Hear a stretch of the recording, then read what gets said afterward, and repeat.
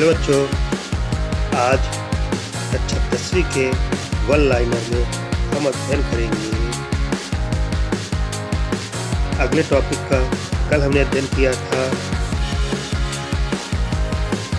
पाठ 3 धातु एवं अधातु में। कल हमने धातु एवं अधातु पाठ का अध्ययन किया था और अब आज हम अध्ययन करेंगे पाठ 4 कार्बन एवं उसके यौगिक।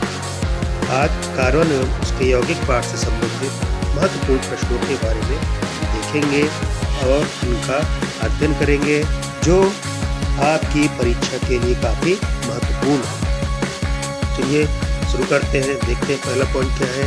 कार्बन भू प्रकृति में खनिजों जैसे कार्बोनेट, हाइड्रोजन कार्बोनेट, कोयला एवं पेट्रोलियम में केवल 0.2% कार्बन की भूपर्पटी में उपस्थित है। यदि प्रश्न आता है कि भूपर्पटी में कार्बन कितने प्रतिशत उपलब्ध है, इसका आंसर है भूपर्पटी में कार्बन केवल 0.02% है।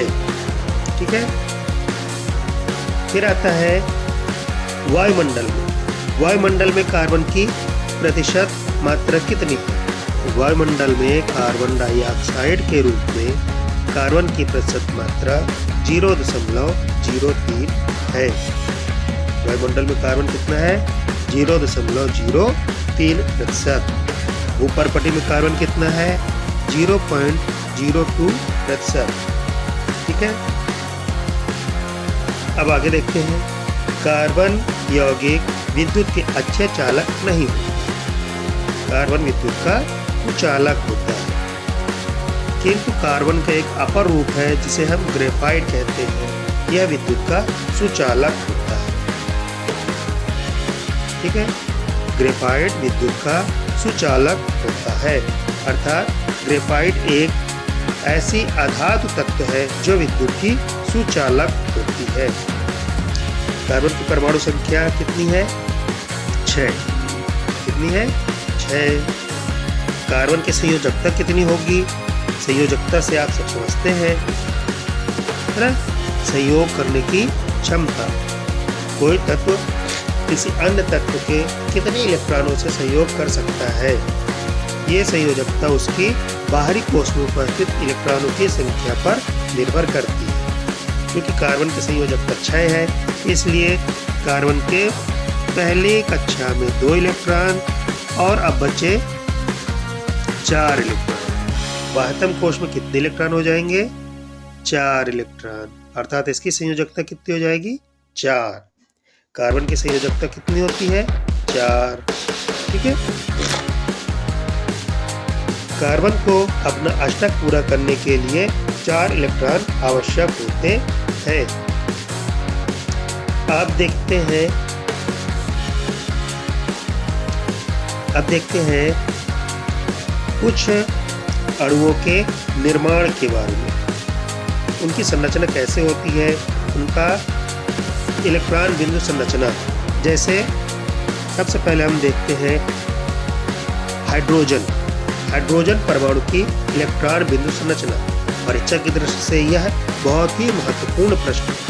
कोई न कोई एक इलेक्ट्रॉन बिंदु संरचना निर्मित करने के लिए परीक्षा में अवश्य आता है। इसलिए हम देखते हैं सबसे पहले हाइड्रोजन का परमाणु क्रमांक 1 होता है। कितना होता है? 1। इसलिए हाइड्रोजन के K कोश में 1 इलेक्ट्रॉन होते हैं। एक ही कक्षा होगी और उस एक कक्षा में एक ही इलेक्ट्रॉन होगा, तथा इसे अपना स्थायी विन्यास पूर्ण करने के लिए कितने इलेक्ट्रॉनों की आवश्यकता होगी? 1 इलेक्ट्रॉन। कार्बन का इलेक्ट्रॉनिक विन्यास कितना होता है? 1 ही कक्षा होती है, तो पहली कक्षा में कितने इलेक्ट्रॉन हो गए? 1 इलेक्ट्रॉन। अतः इसे अपना स्थायी विन्यास पूर्ण करने के लिए 1 और इलेक्ट्रॉन की आवश्यकता होगी। इस प्रकार ये हाइड्रोजन दूसरे हाइड्रोजन परमाणु के 1 इलेक्ट्रॉन से क्या कर लेता है? साझेदारी कर लेता है और यह हाइड्रोजन की संरचना निर्मित हो जाती है। ये हाइड्रोजन हो गया, इसका ये 1 इलेक्ट्रॉन, दूसरा हाइड्रोजन हो गया, दूसरे हाइड्रोजन के एक इलेक्ट्रॉन, ये दोनों आपस में संयोग करके एकल बंध बनाते हैं, एक सहसंयोजी बंध का निर्माण करते हैं और इस प्रकार ये हाइड्रोजन की इलेक्ट्रॉन बिंदु संरचना निर्मित हो जाती है। इसे आप लोग ध्यान से समझ लेंगे, पढ़ लेंगे और एक बार इलेक्ट्रॉन बिंदु संरचना का निर्माण करके भी देख लेंगे। इस प्रकार H2 हाइड्रोजन और हाइड्रोजन मिल करके क्या बना देते हैं, H2 का निर्माण कर देते हैं। H2 बराबर हीलियम का विन्यास। हीलियम की परमाणु संख्या कितनी होती है, 2।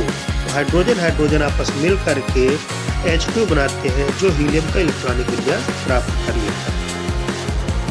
फिर आते हैं ऑक्सीजन की परमाणु इलेक्ट्रॉन बिंदु संरचना। ऑक्सीजन परमाणु की इलेक्ट्रॉन बिंदु संरचना के बारे में हम अध्ययन करेंगे। हम देखते हैं कि ऑक्सीजन का परमाणु क्रमांक कितना है, 8।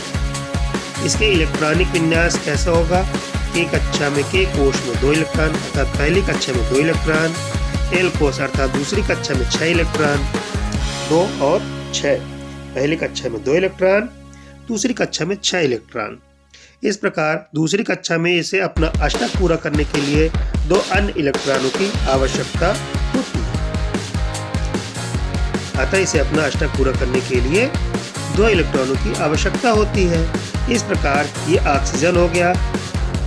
दूसरी कक्षा में इसके 6 इलेक्ट्रॉन, 1 2 3 4 5 6 इलेक्ट्रॉन। इसी प्रकार दूसरा ऑक्सीजन परमाणु है, इसके आयतन कोश में ये 6 इलेक्ट्रॉन, 3 4 5 6। अब ये 6 इलेक्ट्रॉन है, अष्टक पूरा करने के लिए इसे 2 इलेक्ट्रॉन चाहिए। ये इन 2 इलेक्ट्रॉनों की क्या कर लेगा, साझेदारी कर लेगा। ये दो इलेक्ट्रॉन आपस में साझेदारी कर लेते हैं और इस प्रकार से ऑक्सीजन की संरचना निर्मित हो जाती है। ठीक है, ये अब कितने हो गए इसके बाद कोश में, 1 2 3 4 5 6 7 और 8 इलेक्ट्रॉन इस ऑक्सीजन के साथ। और इसी प्रकार से ये दूसरा जो ऑक्सीजन है, दूसरे ऑक्सीजन में भी 8 इलेक्ट्रॉन चाहिए, 5 6 7 8 इलेक्ट्रॉन। और ऑक्सीजन चूंकि 2 इलेक्ट्रॉनों की साझेदारी होती है अर्थात 2 सहसंयोजक बंध का निर्माण होता है। ऑक्सीजन की संरचना में, इलेक्ट्रॉन बिंदु संरचना में कितने सहसंयोजक बंध बनते हैं, 2 सहसंयोजक बंध। ठीक है, द्विबंध का निर्माण होता है और ये ऑक्सीजन की इलेक्ट्रॉन बिंदु संरचना निर्मित होती है। इसे भी बहुत अच्छे तरीके से ध्यान से पढ़ लेंगे और बना करके सीख लेंगे। अब चलिए नाइट्रोजन की देखते हैं। नाइट्रोजन की इलेक्ट्रॉन बिंदु संरचना। नाइट्रोजन का परमाणु क्रमांक कितना होता है, 7। नाइट्रोजन का परमाणु क्रमांक कितना, 7। इसलिए इसकी पहली कक्षा अर्थात K कोश में 2 इलेक्ट्रॉन। अब कितने बचे, शेष बचे 5। L कोश में 5 इलेक्ट्रॉन।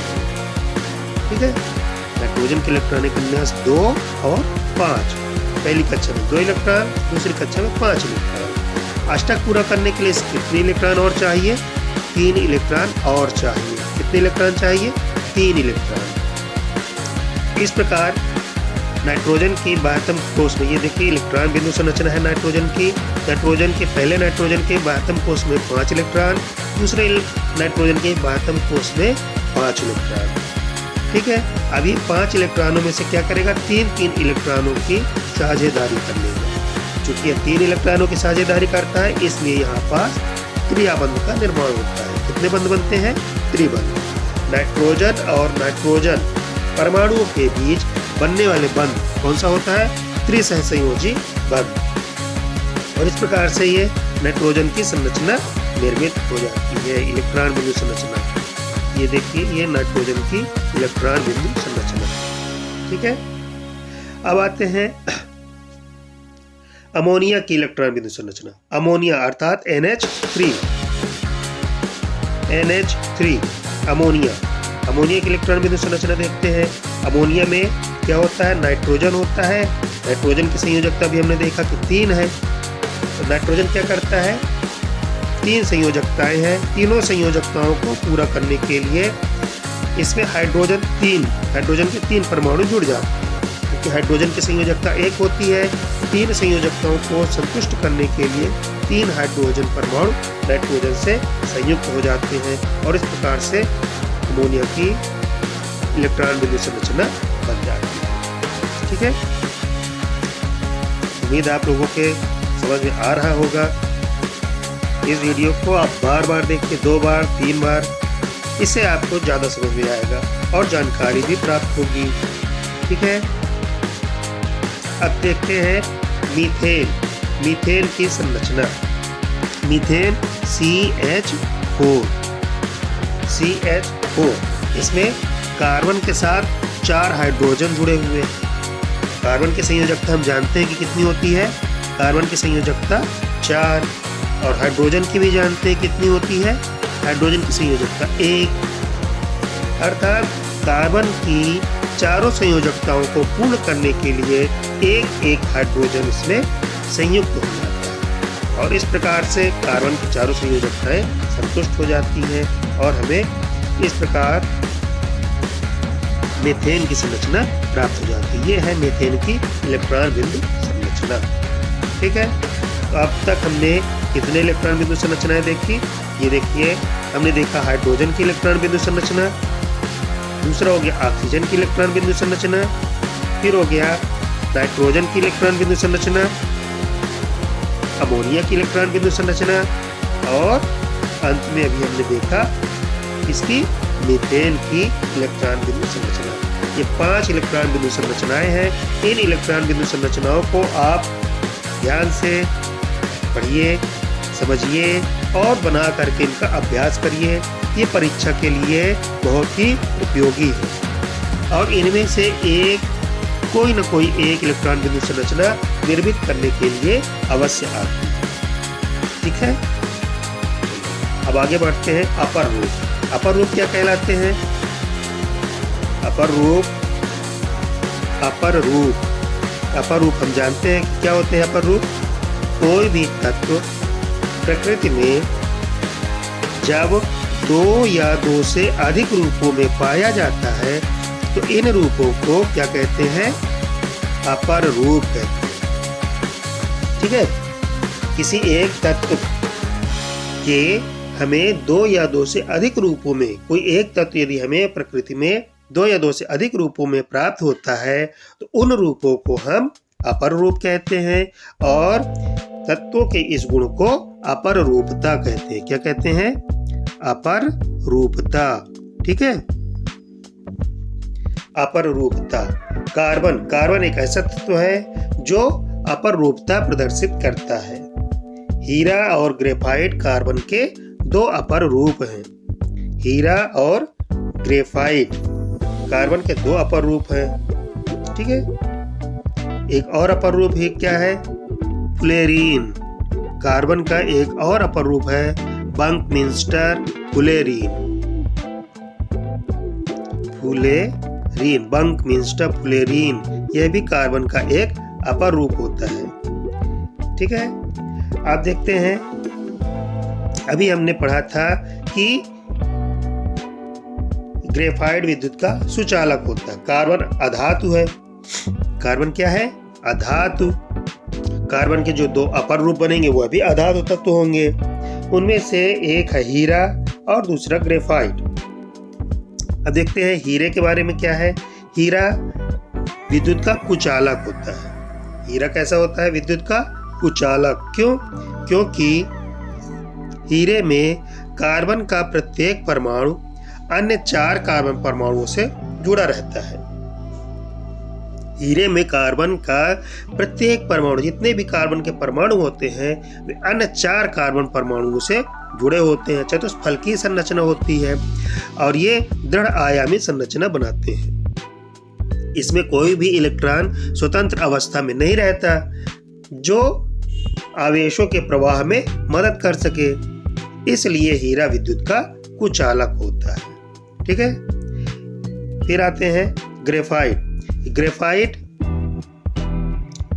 हम जानते हैं कि ग्रेफाइट विद्युत का सुचालक है। क्यों सुचालक है? क्योंकि ग्रेफाइट में कार्बन का प्रत्येक परमाणु अन्य 3 कार्बन परमाणुओं से जुड़ता है। कितने कार्बन परमाणुओं से? 3 कार्बन परमाणुओं से। ठीक है। और एक कार्बन परमाणु इसमें स्वतंत्र अवस्था में रहता है। वही एक कार्बन परमाणु इलेक्ट्रॉनों के यानी आवेशों के प्रवाह में मदद करता है, जिसके कारण ग्रेफाइट विद्युत का, ऊष्मा का संवहन कर सकता है। ठीक है। कार्बन का प्रत्येक परमाणु का अन्य 3 कार्बन परमाणुओं से सहसंयोजक बंध के द्वारा जुड़े रहते हैं। एक कार्बन परमाणु स्वतंत्र अवस्था में रहता है, जिससे इलेक्ट्रॉनों के प्रवाह में इलेक्ट्रॉनों के साथ साथ विद्युत, ऊष्मा आदि का भी संवहन करता है। इसलिए ग्रेफाइट विद्युत का सुचालक हो जाता है और ग्रेफाइट की जो संरचना होती है षटकोणीय व्यूह संरचना बन जाती है। ठीक है। फिर हम पहले से ही जानते हैं कि कार्बन सर्वतोमुखी प्रकृति का होता है ना। सर्वतोमुखी अर्थात सभी वस्तुओं में, लगभग सभी वस्तुओं में पाया जाता है। कार्बन प्रकृति में उपस्थित सभी जीवों में, सभी वस्तुओं में पाया जाता है। वृक्ष है, लकड़ी है, जीवधारी है, प्लास्टिक है, जितनी भी चीजें हमें दिखाई देती हैं लगभग सभी में पाया जाता है। इसका कारण क्या हो सकता है? जो कार्बन इस प्रकार से सभी चीजों में मौजूद है, जबकि हमने देखा कि भूपर्पटी पर केवल कितना है? 0.02% और वायुमंडल में कितना है कार्बन डाइऑक्साइड के रूप में? 0.03%। इतनी कम मात्रा में होते हुए भी कार्बन सर्वतोमुखी है, अर्थात सभी वस्तुओं में पाया जाता है। इसका क्या कारण हो सकता है? इसके 2 कारण हैं। कार्बन की सर्वतोमुखी प्रकृति के कितने कारण हैं? 2 कारण। पहला कारण है श्रृंखलन का गुण। क्या होता है? श्रृंखलन का गुण। ये श्रृंखलन क्या होती है? श्रृंखलन है कार्बन में कार्बन के अन्य परमाणुओं के साथ आबंध बनाने की क्षमता से एक लंबी श्रृंखला बनाने का गुण होता है। ठीक है। कार्बन दूसरे कार्बन परमाणु के साथ आबंध बना लेता है और एक लंबी श्रृंखला बना लेता है। ऐसे एक कार्बन परमाणु, फिर दूसरा कार्बन परमाणु, तीसरा कार्बन परमाणु, और ये कार्बन परमाणु लगातार जुड़ते रहते हैं। इस प्रकार से एक लंबी श्रृंखला का निर्माण हो जाता है। ठीक है। इसी गुण को श्रृंखलन या कैटेनेशन कहते हैं। क्या कहते हैं? श्रृंखलन या कैटेनेशन। इसी गुण के कारण कार्बन सर्वतोमुखी प्रकृति का होता है। ठीक है। और दूसरी सर्वतोमुखी प्रकृति का दूसरा मुख्य कारण है कार्बन की चतुसंयोजकता। कार्बन की संयोजकता कितनी होती है? 4।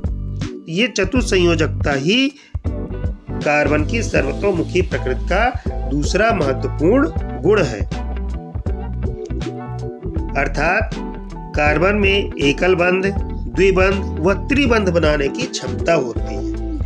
चतुसंयोजकता होने के कारण कार्बन की संयोजकता 4 होती है, जिसके कारण यह एकल बंध भी बना सकता है। CH4 में जैसे CH4 एकल बंध बना लेता है, एक आबंध हाइड्रोजन परमाणु से मिलकर के, और कार्बन द्विबंध भी बना लेता है। कार्बन कार्बन के मध्य डबल बॉन्ड का भी निर्माण हो जाता है। त्रिबंध भी बना सकता है। कार्बन कार्बन के मध्य ट्रिपल बॉन्ड का निर्माण हो जाता है। ये इस तरह से कार्बन में एकल बंध, द्विबंध व त्रिबंध बनाने की क्षमता होती है। यह सब किसके कारण हो सकता है?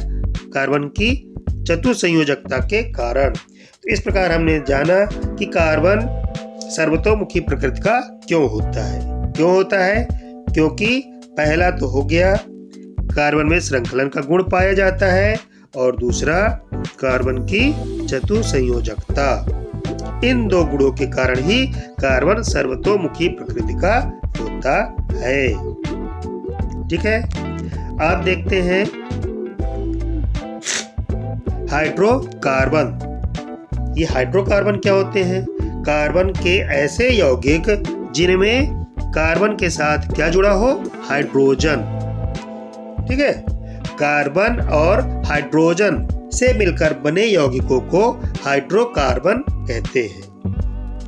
कार्बन और हाइड्रोजन C और H कार्बन तथा हाइड्रोजन से मिलकर बने यौगिकों को हाइड्रोकार्बन कहते हैं।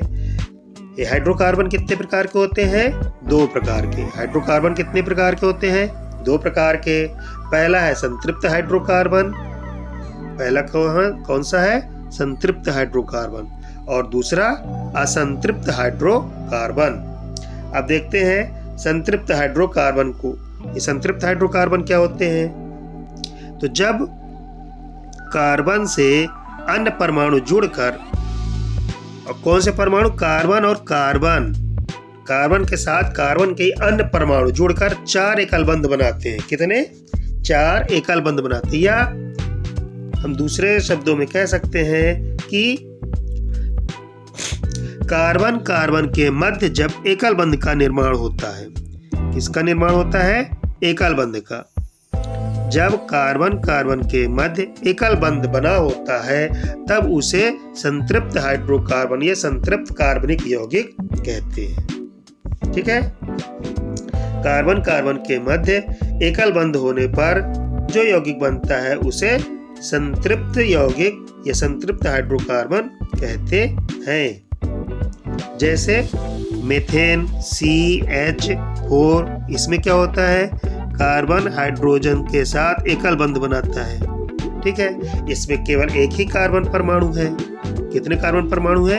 एक। अब वह एक कार्बन परमाणु 4 हाइड्रोजन परमाणुओं के साथ एकल सहसंयोजी बंध का निर्माण करता है और CH4 बना देता है। ठीक है। दूसरी संरचना के बारे में हम देखते हैं एथेन। क्या है? एथेन, जिसमें 2 कार्बन, एक ये कार्बन और एक दूसरा कार्बन, 2 कार्बन मिल गए और इन दोनों कार्बनों के बीच कितने संयोजक बंध बने हैं? केवल एक ही सहसंयोजक बंध का निर्माण होता है। ये एक सहसंयोजक बंध। कितने सहसंयोजक बंध? एक सहसंयोजक बंध। ठीक है। और साथ ही हाइड्रोजन के साथ एकल सहसंयोजी बंध का निर्माण कर लेता है। 3 हाइड्रोजन पहले कार्बन के साथ जुड़ जाते हैं और 3 हाइड्रोजन दूसरे कार्बन के साथ जुड़ जाते हैं और इस प्रकार से एथेन की संरचना का निर्माण हो जाता है। इसमें कार्बन कार्बन परमाणुओं के मध्य केवल एक सहसंयोजी बंध का निर्माण होता है, इसलिए इसे संतृप्त हाइड्रोकार्बन कहते हैं। दूसरे शब्दों में हम कह सकते हैं कि जब कार्बन की संयोजकता संतुष्ट होती है, कार्बन की संयोजकता कैसी होती है? संतुष्ट रहती है, तब संतृप्त हाइड्रोकार्बन का निर्माण होता है। अब देखते हैं असंतृप्त हाइड्रोकार्बन। असंतृप्त हाइड्रोकार्बन क्या होते हैं? जब कार्बन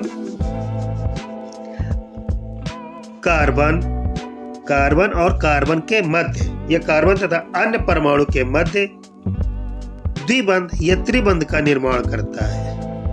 कार्बन कार्बन के मध्य कितने बंधों का निर्माण होता है? द्विबंध, डबल बॉन्ड या ट्रिपल बॉन्ड का निर्माण होता है, तब इन्हें क्या कहते हैं? असंतृप्त हाइड्रोकार्बन। इसमें क्या होती है? कार्बन की संयोजकता असंतुष्ट रहती है।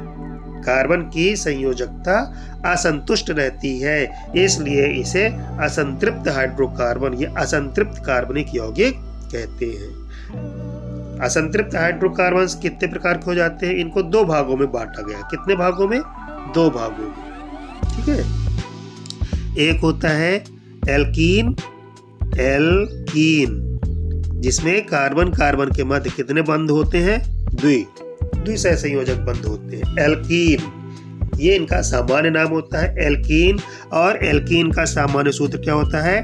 CnH2n प्रकार का। ये एल्कीन का सामान्य सूत्र है। इसमें कार्बन परमाणुओं की संख्या के आधार पर हाइड्रोजन परमाणु की संख्या 2n प्रकार की होती है। यदि 2 कार्बन है तो हाइड्रोजन कितने हो जाएंगे? 2 × 2 अर्थात 4, C2H4, और ये C2H4 की संरचना हो जाएगी। इसे हम एथीन कहते हैं। इनके साथ कौन सा प्रत्यय जुड़ता है? ईन प्रत्यय। कौन सा प्रत्यय? ईन। एथ धन ईन अर्थात एथीन, ये हो गया एथीन। ठीक है। और ये एथीन की इलेक्ट्रॉन बिंदु संरचना, ये है एथीन की इलेक्ट्रॉन बिंदु संरचना। ठीक है, अब देखते हैं इस संतृप्त हाइड्रोकार्बन्स के नाम और उनके संरचना सूत्र के बारे में। देखिए, ये है कार्बन परमाणु की संख्या 1, ये है संतृप्त हाइड्रोकार्बन्स। ये सभी क्या है? संतृप्त हाइड्रोकार्बन्स। संतृप्त हाइड्रोकार्बन का सामान्य सूत्र क्या होता है? CnH2n+2। ठीक है, अर्थात कार्बन की जितनी संख्या होगी, हाइड्रोजन की संख्या उसके 2 गुने से 2 अधिक रहती है। कार्बन की संख्या जितनी है उसके 2 गुने से 2 अधिक हाइड्रोजन की संख्या होती है। ये एथेन का, मेथेन का यानी एल्केन, इनको सामान्यतया एल्केन के नाम से जानते हैं। एल्केन सिंगल बॉन्ड वाला, फिर आता है एल्कीन। एल्कीन में कार्बन कार्बन के मध्य डबल बॉन्ड का निर्माण होता है। और सबसे अंत में आता है क्या? एल्काइन। एल्काइन क्या होता है? जब कार्बन कार्बन के मध्य ट्रिपल सहसंयोजी बंध का निर्माण होता है तो ऐसे असंतृप्त हाइड्रोकार्बन को एल्काइन कहते हैं। यहाँ पे इस सारणी में हम सब संतृप्त हाइड्रोकार्बन्स के बारे में अध्ययन कर रहे हैं। इसमें कार्बन परमाणुओं की संख्या यदि 1 है तो उसका नाम मीथेन होगा और सूत्र उसका CH4 होगा तथा यह संरचना है चतुष्फल की संरचना। 4 हाइड्रोजन कार्बन से चारों तरफ से जुड़ जाएंगे और इस तरह से मीथेन की संरचना निर्मित हो जाती है। दूसरा आता है एथेन। एथेन क्या होता है? एथेन 2 कार्बन युक्त परमाणु होता है। ऐसा हाइड्रोकार्बन जिसमें कार्बन परमाणु की संख्या 2 होती है। कार्बन परमाणु की संख्या 2, तब उसका नाम हो जाएगा एथेन। सूत्र बनेगा C2H6 और ये संरचना सूत्र बन जाएगा। इसे संरचना सूत्र कहते हैं। ठीक है, दोनों कार्बन के मध्य एक सिंगल बॉन्ड का निर्माण हो जाता है और दोनों कार्बन 3-3 हाइड्रोजन परमाणुओं से जुड़ जाते हैं। तीसरा है प्रोपेन। प्रोपेन में कार्बन परमाणु की संख्या 3, तो हाइड्रोजन कितने हो जाएंगे? 2 गुने से 2 अधिक। 3 का 2 गुना 6, 6 से 2 अधिक कर देंगे तो 8। इस प्रकार से C3H8 और ये इसकी संरचना सूत्र हो गया। 4 कार्बन परमाणु युक्त ब्यूटेन। ब्यूटेन का सूत्र C4H10 और ये है ब्यूटेन की संरचना। 4 कार्बन परमाणु आपस में एकल सहसंयोजी बंध से जुड़े हुए हैं और सिरों पर जो कार्बन मौजूद है उनके साथ 3-3 हाइड्रोजन परमाणु तथा मध्य में जो कार्बन है उनके साथ 2-2 हाइड्रोजन परमाणु एकल सहसंयोजी बंध के द्वारा जुड़ जाते हैं। यह है ब्यूटेन की संरचना। इसी प्रकार 5 कार्बन युक्त परमाणु पेंटेन। पेंटेन का सूत्र C5H12 और यह है पेंटेन की संरचना। 6 कार्बन परमाणु युक्त यौगिक को हेक्सेन कहते हैं जिसका सूत्र होता है C6H14 और ये उसकी संरचना हो गई। ठीक है, उम्मीद है आप लोगों को समझ में आ रहा होगा। इस वीडियो को आप देखिए, समझिए और बार बार इसका अध्ययन करिए जिससे आपकी परीक्षा की तैयारी भी आसानी से हो जाएगी और आपको विज्ञान समझने में कोई दिक्कत महसूस नहीं होगी। अब आगे देखते हैं प्रकार्यात्मक समूह। प्रकार्यात्मक समूह, इसी को क्रियात्मक समूह भी कहते हैं। क्रियात्मक समूह, क्रियात्मक समूह या प्रकार्यात्मक समूह होते क्या हैं इसके बारे में देखते हैं। जब संतृप्त यौगिक एवं असंतृप्त यौगिक में से एक हाइड्रोजन को प्रतिस्थापित कर कोई विषम परमाणु समूह जुड़ा हो। ठीक है, अर्थात जब किसी हाइड्रोकार्बन में, चाहे वह संतृप्त हाइड्रोकार्बन हो या असंतृप्त हाइड्रोकार्बन हो, किसी भी हाइड्रोकार्बन में से एक हाइड्रोजन को प्रतिस्थापित कर उसके स्थान पर किसी विषम परमाणु को जोड़ दिया जाता है तो यह विषम परमाणु ही क्या होता है? प्रकार्यात्मक समूह कहलाता है। ठीक है, ये क्या करता है? यौगिक को विशिष्ट गुण प्रदान करता है। किसी भी हाइड्रोकार्बन में एक हाइड्रोजन को प्रतिस्थापित कर उसके स्थान पर जो दूसरा तत्व जोड़ दिया जाता है और वह तत्व उस यौगिक को एक विशिष्ट गुण प्रदान करता है, उन्हें क्या कहते हैं? प्रकार्यात्मक समूह या क्रियात्मक समूह कहते हैं। ठीक है, क्रियात्मक समूह कई प्रकार के हैं, जैसे हैलोजन, क्लोरीन, ब्रोमीन, आयोडीन। ठीक है, ये सब किसमें आते हैं? क्रियात्मक समूह हैलोजन परिवार के हैं, इन्हें हैलोजन कहते हैं। दूसरा होता है एल्कोहल। एल्कोहल इसमें क्या आता है? OH, एक हाइड्रोजन को हटा दिया जाए और उस हाइड्रोजन के स्थान पर OH समूह जोड़ दे तो ये एल्कोहल बन जाता है। फिर है एल्डिहाइड, CHO, एक हाइड्रोजन को हटा दिया जाए और उस हाइड्रोजन के स्थान पर CHO जोड़ दे, इसे कहते हैं एल्डिहाइड। फिर आता है कीटोन। कीटोन में क्या होता है? CO, क्या होता है? CO समूह जुड़ जाता है, हाइड्रोजन को हटा करके और उसके स्थान पर डबल बॉन्ड करके ऑक्सीजन जुड़ जाए, C+O, कीटोन। और सबसे महत्वपूर्ण है कार्बोक्सिलिक अम्ल, COOH, इसको इस प्रकार भी लिख सकते हैं, COOH। ठीक है, या इससे भी लिख सकते हैं C+O और सिंगल बॉन्ड के साथ OH समूह जोड़ देते हैं। इस प्रकार से ये प्रकार्यात्मक समूह हो गए। ठीक है, इनका भी हमें अध्ययन कर लेना है, प्रकार्यात्मक समूहों का। अब आता है समजातीय श्रेणी। समजातीय श्रेणी क्या होती है? समजातीय श्रेणी इन्हीं प्रकार्यात्मक समूहों से ही संबंधित है। ठीक है, जैसे हाइड्रोकार्बन की एक लंबी श्रृंखला बन जाती है और उस लंबी श्रृंखला में सभी एक ही प्रकार के यौगिक जुड़े होते हैं, परमाणु जुड़े होते हैं, तो उन्हें क्या कहते हैं? समजातीय श्रेणी। अब कई श्रेणियां बन जाएंगी, एक श्रेणी हो गई, दूसरी श्रेणी हो गई, तीसरी श्रेणी यानी सीरीज। अब इन सभी सीरीजों में सभी परमाणु एक ही प्रकार के हैं, hydrogen carbon, hydrogen carbon, hydrogen carbon, और सबके मध्य सिंगल बॉन्ड बना हुआ है, सजातीय श्रेणी हो गई। और यदि कहीं किसी श्रेणी में सिंगल बॉन्ड के स्थान पर डबल बॉन्ड आ गया, किसी में सिंगल बॉन्ड है, किसी में डबल बॉन्ड, किसी में ट्रिपल बॉन्ड, तो ये क्या हो गए? अलग अलग श्रेणियां हो गई। इनको विजातीय श्रेणियां कहते हैं। कभी क्या होता है कि हाइड्रोकार्बन की जो श्रृंखला बनती है उस श्रृंखला में अलग अलग प्रकार के प्रकार्यात्मक समूह जुड़ जाते हैं। जैसे किसी में क्लोरीन, ब्रोमीन जुड़ गए, किसी में अल्कोहल जुड़ गए, किसी में एल्डिहाइड जुड़ गए, तो ये अलग अलग समूह जब जुड़ जाते हैं तो वह विजातीय श्रेणी बन जाती है। ठीक है, सजातीय श्रेणी या समजातीय श्रेणी में एक ही प्रकार के कार्यात्मक समूह जुड़े होते हैं और विजातीय श्रेणियों में अलग अलग कार्यात्मक समूह जुड़े होते हैं। ठीक है, अब ये है कार्बनिक यौगिकों के नाम पद्धति। नाम पद्धति, इनका नाम कैसे करना है, नामकरण कैसे करेंगे।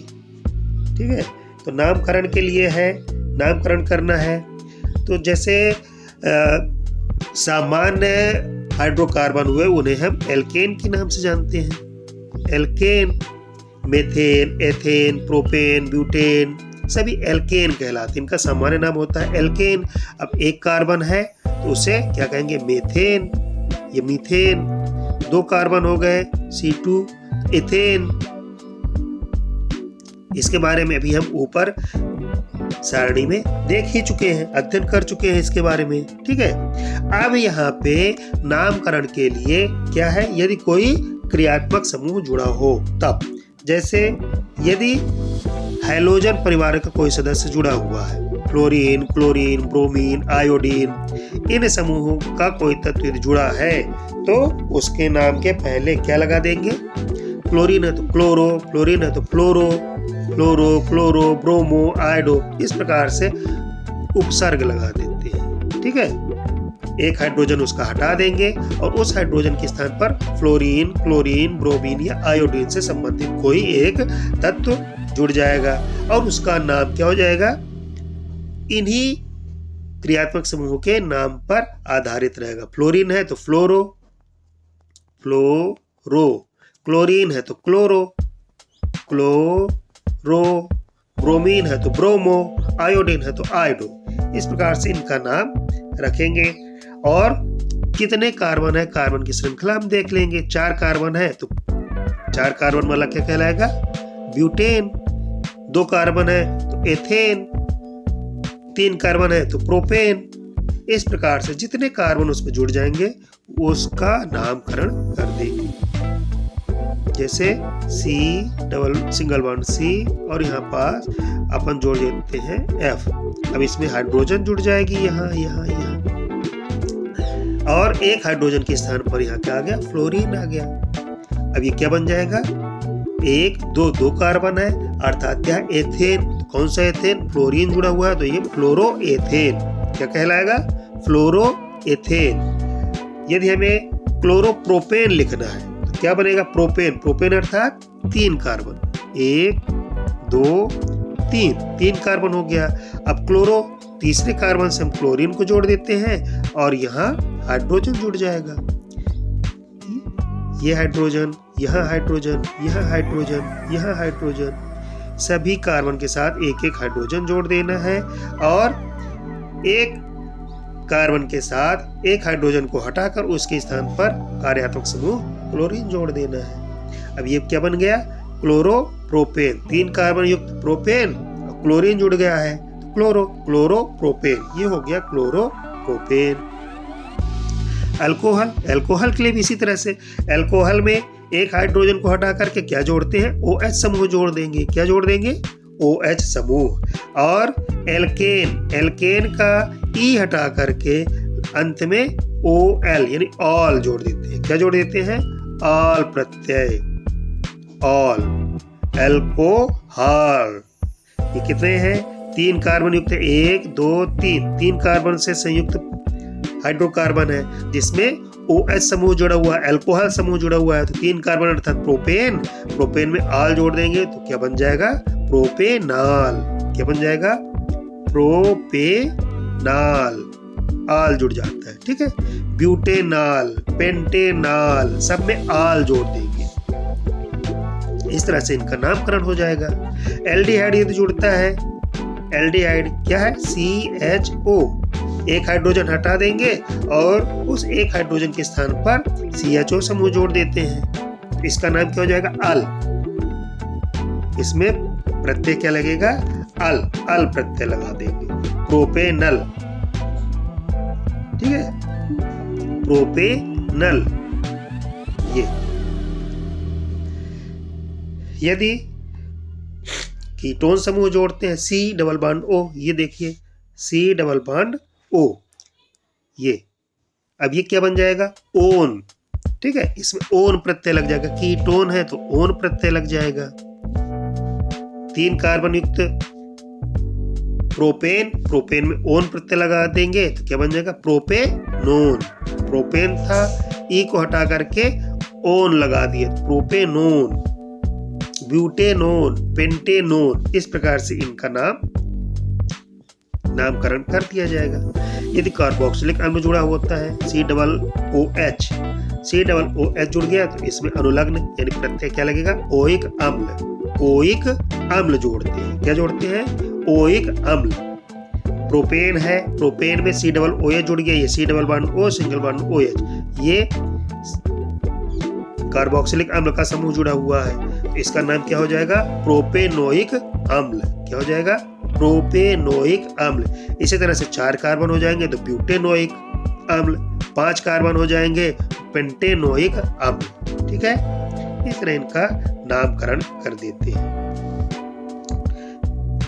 फिर देखते हैं क्या, double bond alkene, C double bond C। अभी क्या हो गया, असंतृप्त हाइड्रोकार्बन हो गए, डबल बॉन्ड हो गए। कार्बन कार्बन के मध्य द्विसहसंयोजी बंध का जब निर्माण होता है तो वो ऐसे असंतृप्त हाइड्रोकार्बन को क्या साधारण नाम देते हैं, एल्कीन। क्या देते हैं, एल्कीन। ठीक है, इनका नाम हो जाएगा एल्कीन। अब एल्कीन में ईन प्रत्यय लगाते हैं। क्या प्रत्यय लगेगा, ईन। ठीक है, जैसे 3 कार्बन युक्त हाइड्रोकार्बन है जिसमें कार्बन कार्बन के मध्य डबल बॉन्ड लगा हुआ है, ये प्रोपेन है। लेकिन अब प्रोपेन नहीं कहलाएगा, क्यों? क्योंकि डबल बॉन्ड लग गया, असंतृप्त हाइड्रोकार्बन है। तो इसमें ईन प्रत्यय जोड़ देंगे। क्या जोड़ देंगे? ईन। ये हो जाएगा प्रोपीन। इसी तरह यदि 4 कार्बन हो जाएंगे तो क्या हो जाएगा? ब्यूटीन। ब्यूटीन। 5 कार्बन हो जाएंगे तो पेंटीन। 6 कार्बन हो जाएंगे तो हेक्सीन। इस तरह से इनके नाम के साथ ईन प्रत्यय जोड़ देते हैं, ओन को हटाकर ईन। इसी प्रकार ट्रिपल बॉन्ड, यदि कार्बन कार्बन के मध्य त्रिआबंध का निर्माण है तो इन्हें क्या कहेंगे? आइन। क्या कहेंगे? आइन। इन्हें भी आइन प्रत्यय जोड़ते, ये आइन प्रत्यय जोड़ दिया जाता है। प्रोपाइन, ब्यूटाइन, पेंटाइन, इस प्रकार से इनका नामकरण किया जाता है। उम्मीद है आप लोगों को नामकरण समझ में आ गया होगा। यदि समझ में ना आया हो तो कमेंट बॉक्स में लिख दे, मैं दोबारा इसका आपको समझाने का प्रयास करूंगा। ठीक है, आप देखिए कार्बनिक यौगिकों के कुछ रासायनिक गुणधर्म। कार्बनिक यौगिकों के रासायनिक गुणधर्मों के बारे में देखते हैं। तो क्या है? दहन। पहला है दहन। दहन अर्थात जलाना। जलने पर ये क्या करते हैं? ऑक्सीकरण क्रिया, प्रतिस्थापन अभिक्रियाएं, संकलन अभिक्रिया, अर्थात कार्बनिक यौगिकों में निम्नलिखित रासायनिक अभिक्रियाएं पाई जाती है। ठीक है, कार्बनिक यौगिक दहन की क्रिया करते हैं, ऑक्सीकरण की क्रिया करते हैं, प्रतिस्थापन अभिक्रियाएं भी करते हैं और संकलन या संयोजन अभिक्रियाएं भी करते हैं। दहन में क्या होता है? जब कार्बनिक यौगिकों का दहन किया जाता है, जलाया जाता है, तो ये ऑक्सीजन की उपस्थिति में जलते हैं और जल करके ऊष्मा एवं प्रकाश देते हैं, साथ ही कार्बन डाइऑक्साइड गैस मुक्त कर देते हैं। ठीक है, किसी भी हाइड्रोकार्बन को यदि हम जलाएंगे तो उन हाइड्रोकार्बन के जलाने से, चाहे उसके अपर रूप ही क्यों ना, कार्बन के सभी अपर रूप, हीरा और ग्रेफाइट, ये सभी जल जाते हैं और जल करके अत्यधिक मात्रा में ऊष्मा व प्रकाश उत्पन्न करते हैं, साथ ही कार्बन डाइऑक्साइड गैस मुक्त करते हैं।